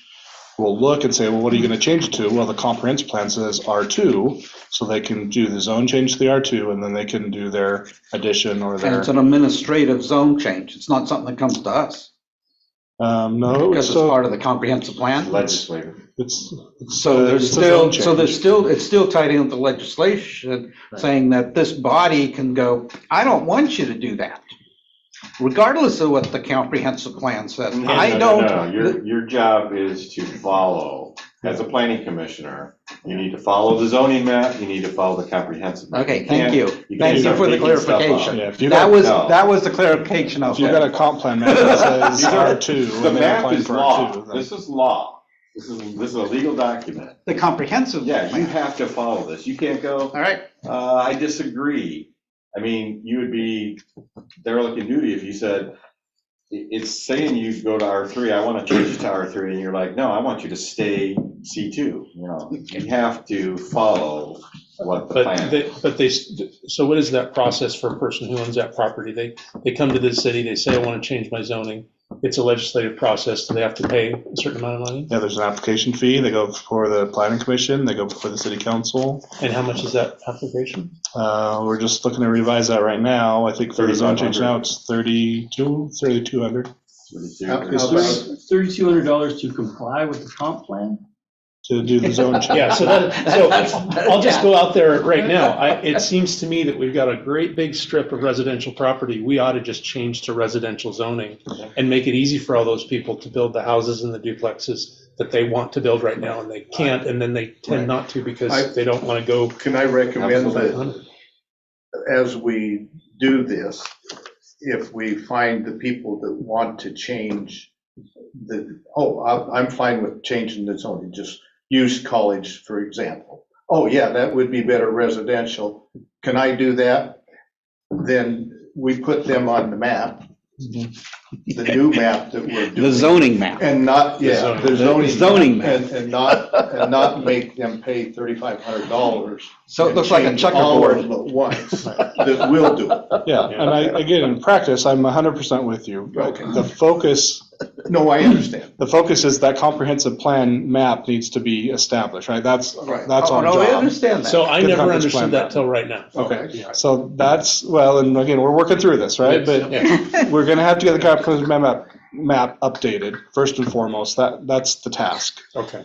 As we're going through this process, absolutely, if we find property owners, as we're doing the outreach, that's what I'm talking about, the sooner we get out and start doing the public outreach, the better. Because yes, we're gonna have a list of people that say, I'm in favor of this, or I'm opposed to this. Right. Well, we can't say we get 3 people say, well, I'm opposed to this, okay, thing's dead, they killed it, we got people opposed to it. They're just not gonna be on the list, like, that's fine. You understand, in fact, we'll probably have something that they sign that says you've been notified by the city of Philomath that the comprehensive plan map for your area is getting changed to this zone. You are not required to change your zoning. If you choose to change the zoning at this time, the fee is $0. You sign this document, say you understand your zone is going to change, and we're going to take you through the city's process for a type 4 zone change through the planning commission, through the city council, and you're going to be lumped with all of the other property owners all at one time.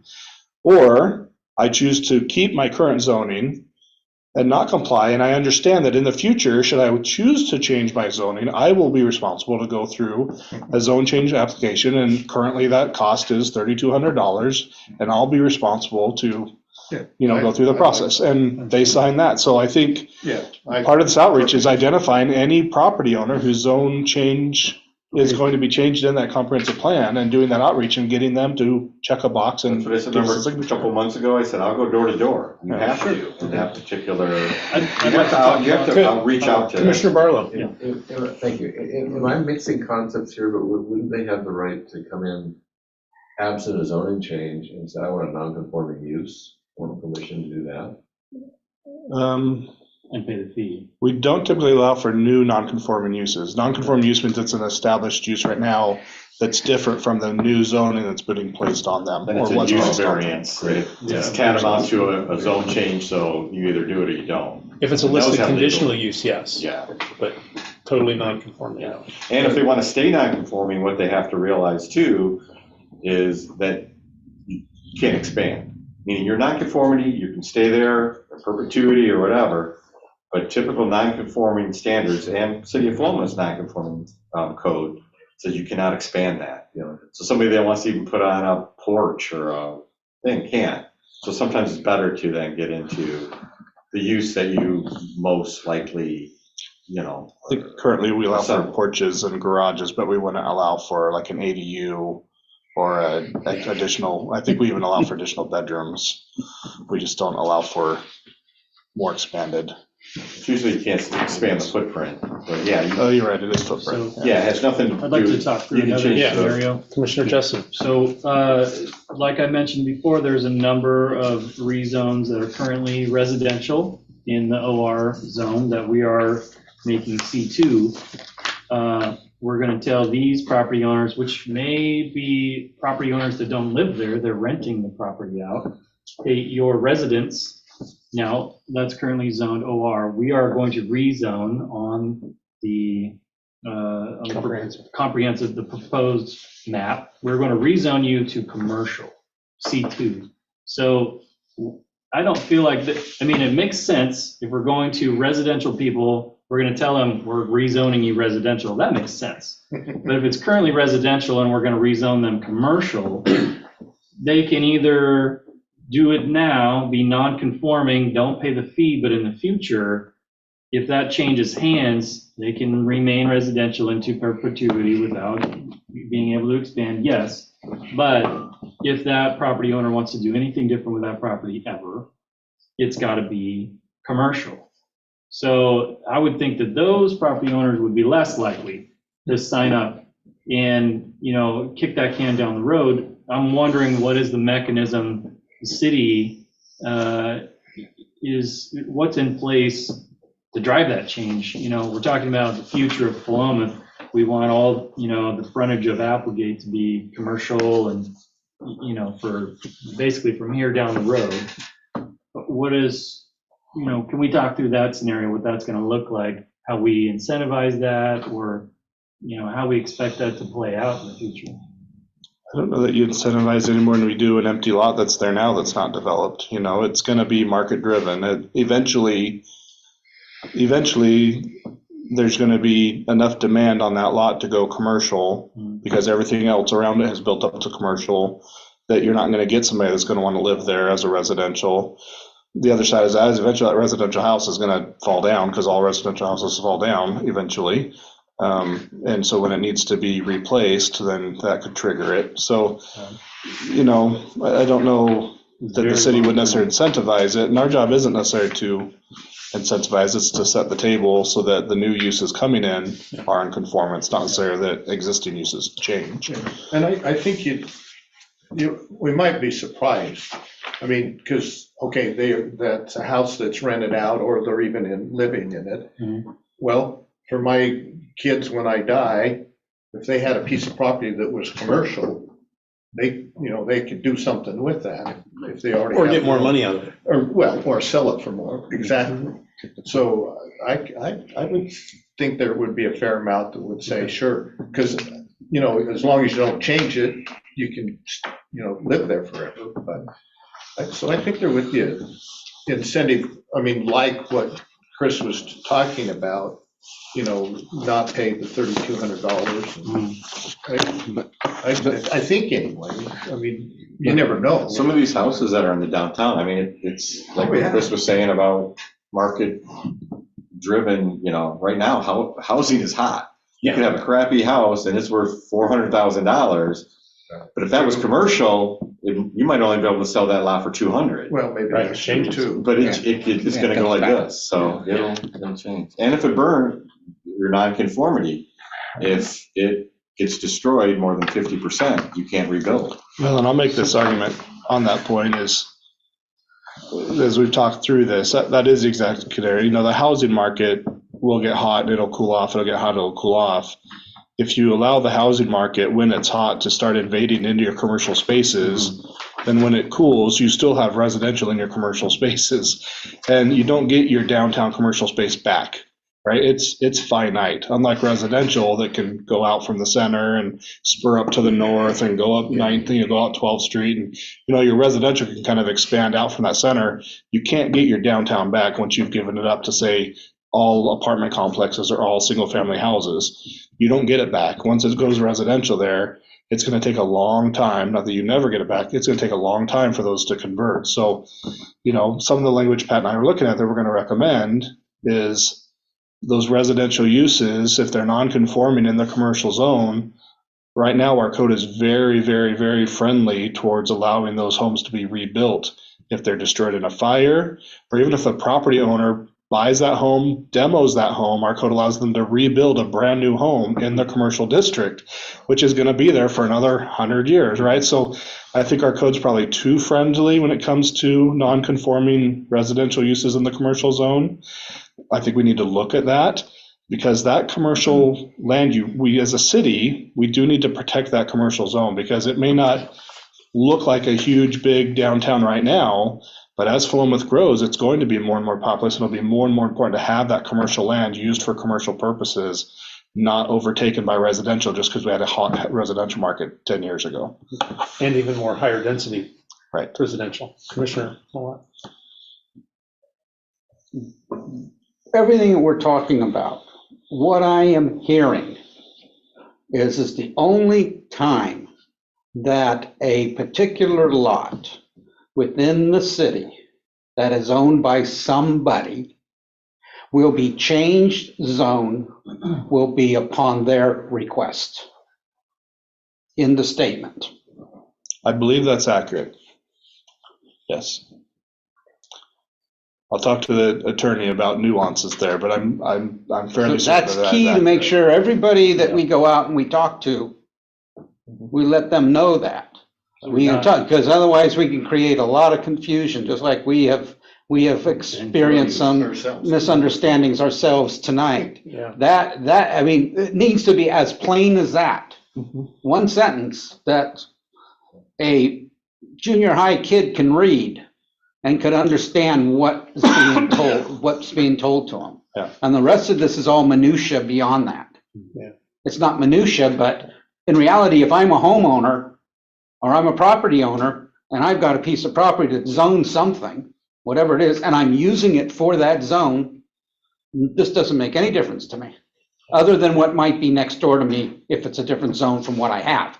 And that's another real big question, is when we get to the point of a owner of a piece of commercial property that under the new zoning will be commercial, it's currently OR. They say they want to make it commercial. And you talk about a legislative process, that means public hearings. That means that the adjacent property owners can come in and say, I don't want to do this. But if the codes and all say it has to be done, us as a board has no authority to override what's there, and we can just stare at them and say, yeah, we understand, but I'm sorry. You're living in a non-conforming use, and you're living in a residence in a commercial zone. But I think people need to understand these key nuances. Yeah, and that's honestly nothing we're doing here. I mean, we're going to maybe amplify because there's going to be more of it, but we have those situations today. We have apartments above commercial uses, and we get I complaints understand about all that, but noise. but there's no comprehensive plan, so to speak. All of a sudden now we have these two documents. We have the document that is a legal document, which is the zoning, and then we have this other document that sits, it's not even sitting on top, it's beside it. That these people, this document can be changed by this document, by this one, but only one who owns that property wants to go back to this document to change that. And there's language now that, I won't get too far in the weeds, but the language right now is, I'll give an example, in a commercial zone, if you're putting in a commercial use in a commercial zone, you don't have to take into account non-conforming uses next to you as far as screening, noise abatement, parking restrictions, landscape buffering. Your commercial use in a commercial zone with commercial zone properties next to you, you're going to use it as a commercial zone, and there's not going to be requirements on you to put up screening, buffering, landscaping, et cetera. But under the scenario that all the property around it is residential and it's still zone residential, Then you would. but the owner of this particular property wants to go commercial, now he or she's got to do all the buffering and all those other requirements. Is that what you're saying? Yes, Okay. that's what I'm saying. It's just dependent on the zoning, not dependent upon the use. Yeah. So Do you- have, have things changed a lot? Because how did we get to the entirety of College Street being office residential here 25 or 30 years ago? That was. Well, that was state requirement. The state required cities to zone properties and to have comprehensive plans. And so that was a one-time fellow. So before that, there was no zoning. There was zoning, but it wasn't mandated by the state and it wasn't required. Cities did it as a matter of practice and best practices, but it was not required. The state required comprehensive plans from all municipalities back in the late 70s. Specifically the College Street, that's where the couple was supposed to go. Yes. So So that's why that was rezoned. But that didn't happen in the 70s.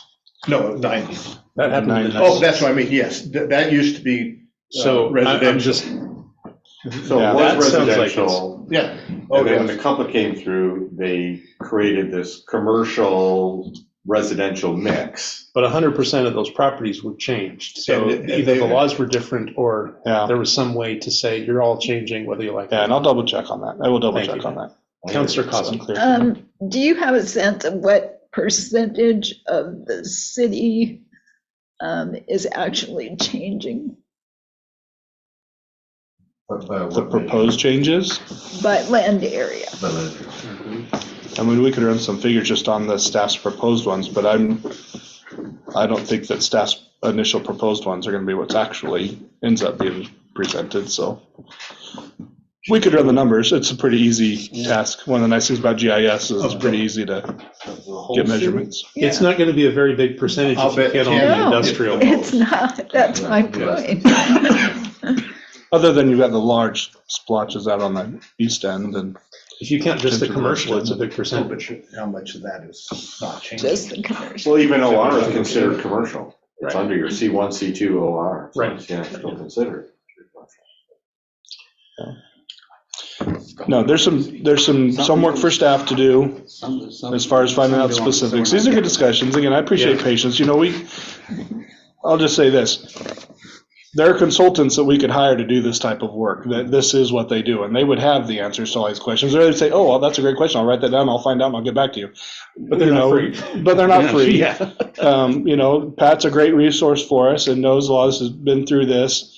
I think I'm resourceful. I don't know I'm a great resource, but I'm resourceful, so I can find the answers and get back to you. But, you know, I am asking for a little bit of patience as we're going through this. And I hope it's not overly frustrating for people because I think any of these questions are good to get out on the table. And when you do find out, now you know the answer because we had to explore and find out, not because somebody just off the cuff said, oh, yep, it's this, right? So I think there's value in going through the process. I think it's going to make us as a body you know, more in tune with what's going on when we do start going out and talking to the public more and we get the hard questions. Oh, we had that same question. This was the answer, right? So I appreciate the patience bearing through it. I think it's a good process to go through. And again, I want to make sure the process is clear. Where there's confusion, we'll try to clarify that. But some of this is sausage making and we're just gonna have to kind of grind through it a little bit and hope that the public comes along with and we can give them good information when they're asking questions. But I appreciate Pat's comments. This is huge. I mean, when this is done here in the next several months, this is going to be in place for a long, long, long time to come. I mean, you said this was in the 80s when this got put in, or early 90s. That was 20 years ago. So these are pretty momentous times to do these changes, and we're hitting commercial, and then we get to go back and do the same thing with all the residential. So this is a big lift. We recognize that. So just be patient with us, be patient with yourselves, and we'll get through it. We'll get through it. And the city will be better off when we're done, right? Okay. Just one last comment. Yes. I'm sorry, tonight I did, and you've seen me do that before, I kind of get excited, and I apologize to all of you. And it is something I'm working on, sometimes better than others. Okay. Understood. You didn't call anybody any names tonight, so. I have no idea what you're talking about. And if any of you want to talk more about this outside of the meeting, I mean, not even wait for a package, just have some questions, want to talk a little bit more through this, it's the best time to do it. It's, you know, some of these, you know, or shoot me an email about a question ahead of time. But if you do that, don't copy everybody. We can't do that. Right, just send it to staff. But yeah, give me a little bit of more chance to answer the question rather than try to come up with something off the top of my head. So. And on that, especially for new folks, staff can be an insulation for you. So you can't meet outside of public meetings, but you can meet with staff and talk to staff all you want to. And staff can interact with you all that we want to as well. So the scenario is, you know, if Darlene's got a question, ask Pat. That's a great question. He'll find the answer and then he'll send it to everybody. Say, hey, I had this great question. Here's the answer. And he can send that to everybody. That's not breaking any public meeting laws until you say, oh, I've had a question about that too. And you know, when you guys start talking about it, then it's a public meeting. So when you get that Can't do. email from Pat, do not reply. Yeah, don't reply all. Just, this is information from you. You reply That's to great. Pat, just not all. Yeah, reply to Pat, hey, this is good. So yeah, let staff be that insulation, right? We can insulate you from running afoul of public meeting law restrictions. Anytime you're talking to each other, it should be in this room, but you can talk to staff outside of this meeting all you want. There's no limitations there. So can we just be very clear about what our homework is from what we talked about tonight? Well, yeah, so What do you want us to bring to the next meeting? I think I just want we talked through a lot of this, but I think I really do want you to kind of maybe go parcel by parcel and look and see if some of our recommendations, if you agree with them. If you don't, put an X through them with or a question mark or something, you know, but write why, you know, why you think, hey, like, yeah, why you think maybe this isn't the time to do it, or, you know, or because of some reason, like, I think, One's by the elementary school. yeah, the one by elementary school, I think that was a toss-up for me when I was even looking at it. So there's probably a bunch more in here too. And maybe, yeah, if you see something that I didn't change, you go, wow, let's have that, let's make this C3, let's have that discussion, you know. Could this be C3? Is it better suited for that based on what we're gonna approve in our uses? So I would come up with just, I think, stuff that you concur with in the map, stuff you have questions about, stuff that you disagree with. Because I think this is gonna be a couple more meetings of ongoing questions to where we get it, because that's gonna then direct where we, you know, when we go out to the public and how we actually, you know, talk to them and explain these changes. So you want us to review the map, the map changes, parcel by parcel, and bring our comments and questions to the next meeting? yeah. Okay. And that'll be the 15th. And right now, I think the only thing else we have for the 15th is a public hearing for variance. Okay. So, But we're also gonna be then going back and talking about the uses, aren't we? And That's what I so, was, yeah, that's what I was gonna add. So as you're going through those specifics on the map, focus there.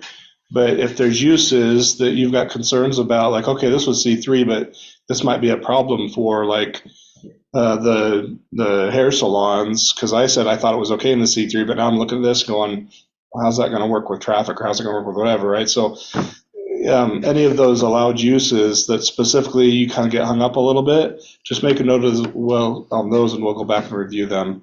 So that's something else that I wish we could have covered tonight more in depth, and I hope that we do put that near the top of the agenda, is going through these pseudo, you know, intention of definitions for C1, C2, C3, and even the industrial definition, just so we're all on the same page about what we're actually talking about, our own individual intent on our review of the maps.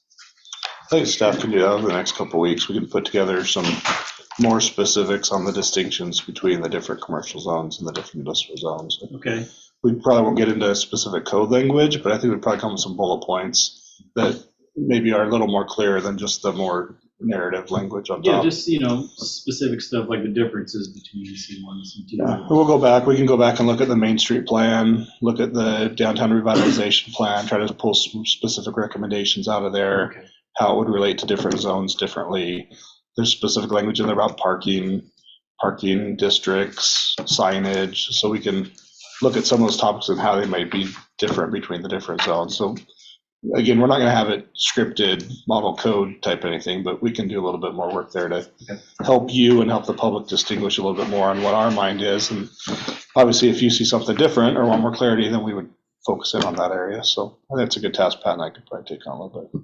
He's not nodding his head yet, so I might disagree. We'll talk No, about it. I do, right? Because part of it, when you talked about parking, you talked about bullet pointing certain things. We gotta remember, we don't have public lots out here. So all of, we want to create a walkable community, and you want to have that as your downtown core.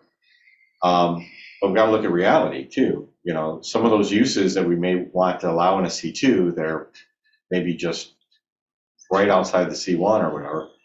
They still may not work there because you're still not you don't have the depth of the lots to put a building and parking in front. There's not enough parking around the block that could handle that particular use.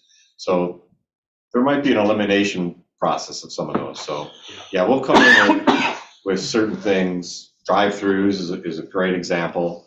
There was almost an incident with the drive-through on the pharmacy. Oh, yeah. Pharmacy and the Dairy Queen. Yeah, the Dairy Queen. Those two, they just extend out into the street. Oh, yeah. Yeah, so those would be certain things that we'll look at. They're all, it's safety, it's convenience, it's, so, yeah, we'll come up with some stuff. Okay, great. Thank you.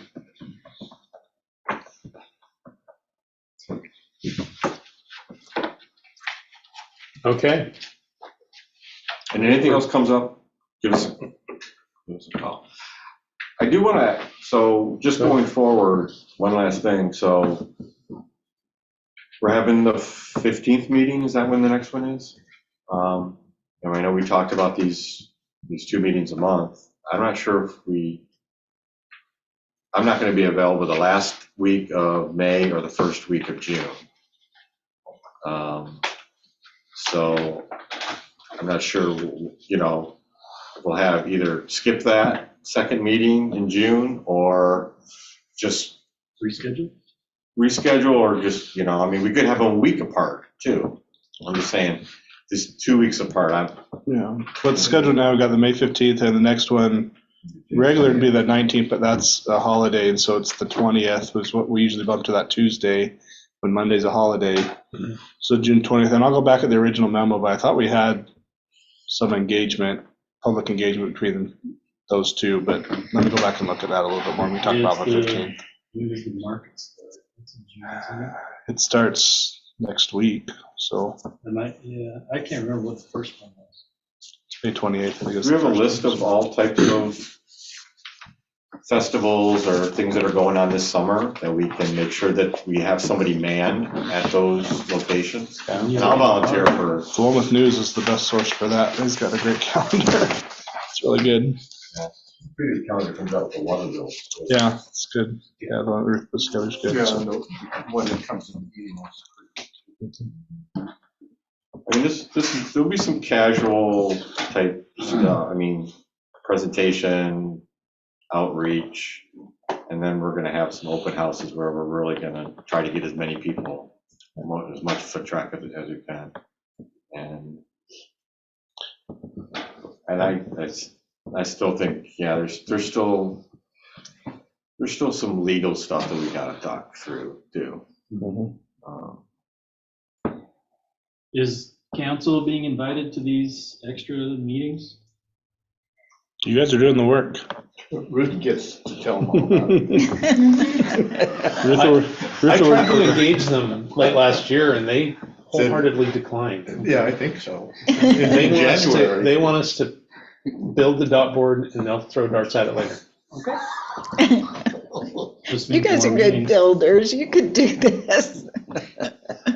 Well, and it's got to be that way anyway, because anything we produce goes to them for their approval and a second public hearing and all that. So Well, yeah. it absolutely kills me that I'm missing the next meeting, because the next meeting is kind of the meeting I've been waiting for several years. So, Vin, you're in charge. You're gonna give them the gavel? Or you can give me what? They didn't The give me the gavel last Oh. time. Why do you think Oh. you apologize? You can have a gavel next time. Okay, So, So I'll just You're add not my even, comments. you wouldn't even be available Zoom-wise? No, I'll be in the air, so. But I'll listen to the meeting afterwards. Well, this is a really important one. Can you I'm cancel aware. your meeting? Other No, meeting? No, nope, going to a project site in Denali National Park. Oh, wow. Oh, shit. That sounds A fun. lot of other people, Yeah, that's so, fun. yeah. Denali? Yeah, it'll be a little cold though, but. So I'll just add my comments after the public hearing. So there will be a lot of work yet to do. So nothing will be final anytime in the next couple of weeks. Is there any other staff update? It's not the normal meeting, so we don't need the rundown, but nothing else to report. Okay.